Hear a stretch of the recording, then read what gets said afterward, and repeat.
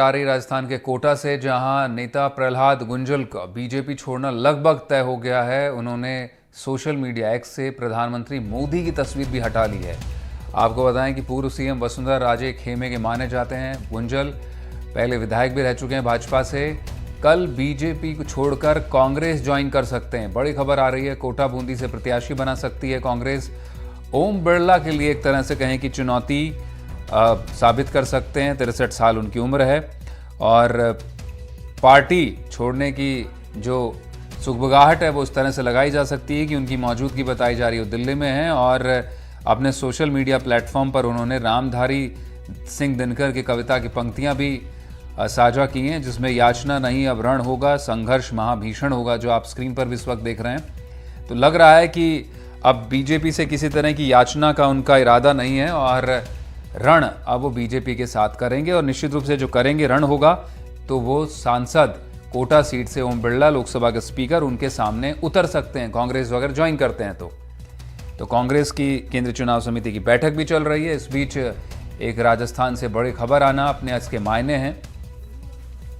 वसुंधरा खेमे के रहे हैं प्रहलाद गुंजल, और जिस तरह से विधानसभा चुनाव के बाद सियासी तौर पर देखा जाए तो वसुंधरा खेमे को बीजेपी आलाकमान में एक तरह से अब किनारे कर नया नेतृत्व स्थापित किया गया है। और उस कड़ी में गुंजल का पार्टी छोड़ना अपने आप में काफी कुछ कहता है। लोकसभा के चुनाव को लेकर पहली लिस्ट आई थी बीजेपी की, उसमें उनका नाम नहीं था। 15 सीटों का अनाउंसमेंट हुआ। शाकिर अली हमारे सहयोगी इस वक्त मौजूद हैं, कोटा कवर करते हैं। शाकिर, कोटा की सियासत में एक तरह से कहें कि बड़ी खबर, एक उठापटक वाली खबर बीजेपी के लिहाज से मानी जाए। प्रहलाद गुंजल के आखिरकार पार्टी छोड़ने के संकेत, याचना नहीं अब रण होगा। जी बिल्कुल, जिस तरह से जो है अब तक जो है सिर्फ अफवाहें बताई जा रही थी, लेकिन आज जो है उन्होंने अपने ट्विटर हैंडल से जो है जिस तरह का पोस्ट किया है और वहां से जो है पीएम मोदी का फोटो भी हटाया है, तो अब लगभग तय हो गया है कि कल वो जो है कांग्रेस ज्वाइन कर सकते हैं और कोटा बूंदी जो लोकसभा सीट है वहां से कांग्रेस उनको प्रत्याशी बना सकती है। तो प्रहलाद गुंजल जो है 2 बार विधायक रहे हैं बीजेपी से, एक बार रामगंज मंडी से विधायक रहे हैं, एक बार कोटा उत्तर से विधायक रहे हैं और अभी हाल ही में विधानसभा चुनाव में वो नजदीकी जो है करीब 2,500 वोटों से ही चुनाव हारे थे यूडीएच मंत्री शांति धारीवाल से। तो वसुंधरा राजे खेमे के नेता हैं, तो प्रहलाद गुंजल के साथ में ये भी कहा जा रहा है कि और भी जो दूसरे लोग हैं, पूर्व विधायक जो हैं बीजेपी के, वो कांग्रेस का दामन थाम सकते हैं। और प्रहलाद गुंजल क्योंकि गुर्जर समाज से आते हैं और कोटा बूंदी जो संसदीय क्षेत्र है वहां पर गुर्जर बहुल्य इलाका है, तो जाहिर तौर पर जब वो मैदान में आएंगे तो मुकाबला जो है रोचक होने की पूरी संभावना देखी जा रही है।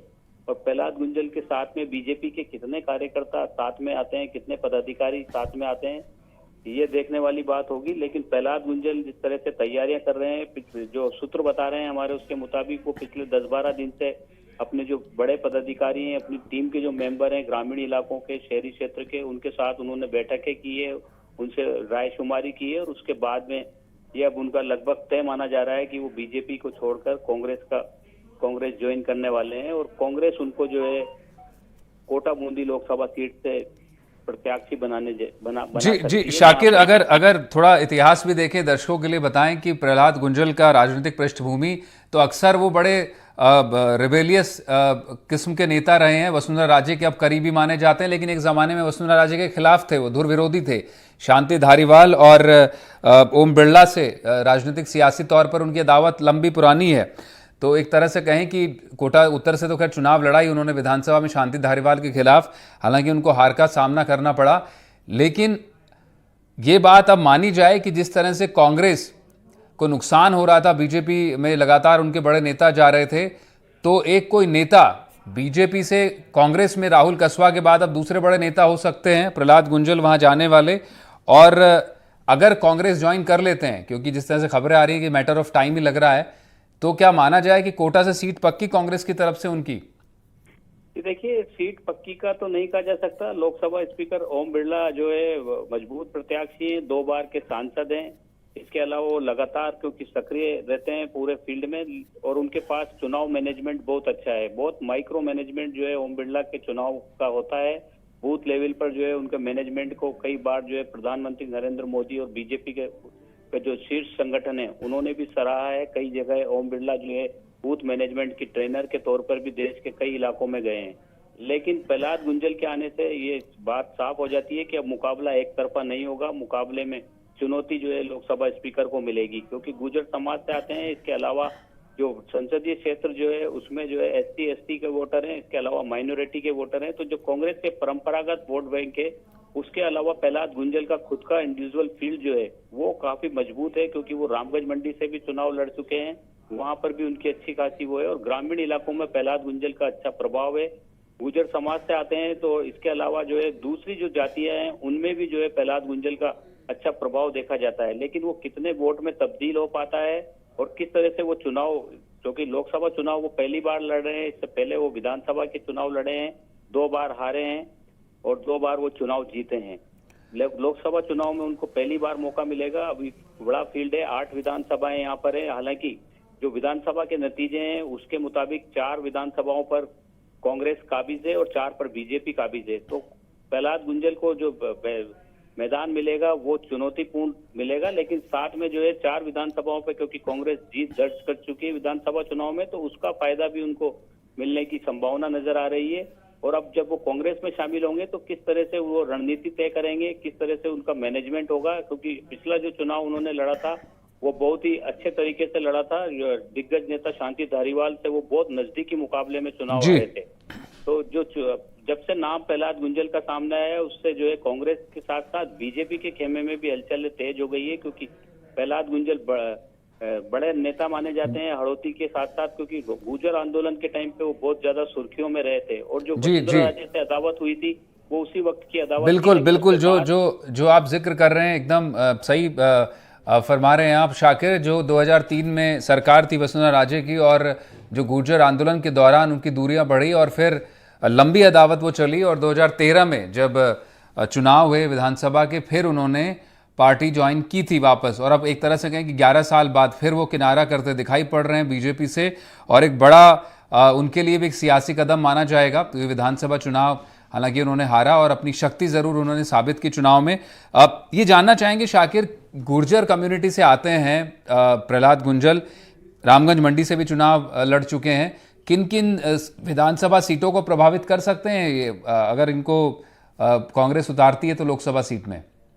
ये देखिए, प्रहलाद गुंजल क्योंकि कोटा शहर में रहते हैं और छात्र संघ चुनाव से छात्र संघ से ही वो जो है राजनीति में आ गए थे। कॉलेज जो राजकीय महाविद्यालय कोटा का, वहां से वो प्रेसिडेंट रहे हैं।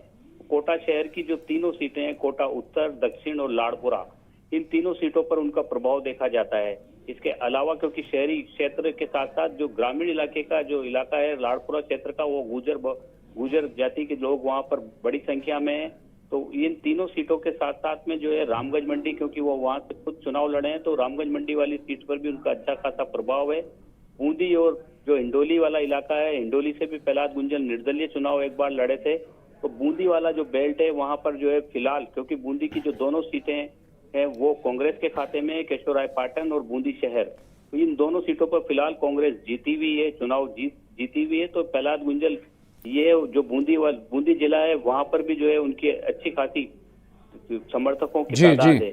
लेकिन कितना फायदा चुनाव में उनको मिल पाएगा और विधानसभा चुनाव के जो नतीजे आए हैं वो लोकसभा चुनाव में कांग्रेस के पक्ष में कितना आ पाएंगे, ये देखने वाली बात होगी। लेकिन जिस तरह से नाम प्रहलाद गुंजल का सामने आया है उसके बाद से यहाँ पर जो मुकाबला एक तरफा माना जा रहा था, बीजेपी लगातार 5 लाख से अधिक वोटों से जीतने का दावा कर रही थी, उस दावे में कहीं ना कहीं जो है सेंध लगी है। और जब अगर प्रहलाद गुंजल घोषित हो जाते हैं कांग्रेस के उम्मीदवार, तो ये मुकाबला जो है बहुत नजदीकी जाएगा। इस तरह का जो राजनीतिक विशेषज्ञ हैं वो भी इस तरह की बात अब कहने लग गए हैं। बहुत शुक्रिया शाकिर तमाम जानकारी के लिए। निश्चित रूप से अगर पार्टी छोड़ते हैं तो तीसरे ऐसे नेता होंगे जो इस लोकसभा चुनाव में जो बड़े नेता होंगे जो पार्टी आवाजाही कांग्रेस से बीजेपी में और बीजेपी से कांग्रेस की तरफ फिलहाल दिखाई पड़ रही है। और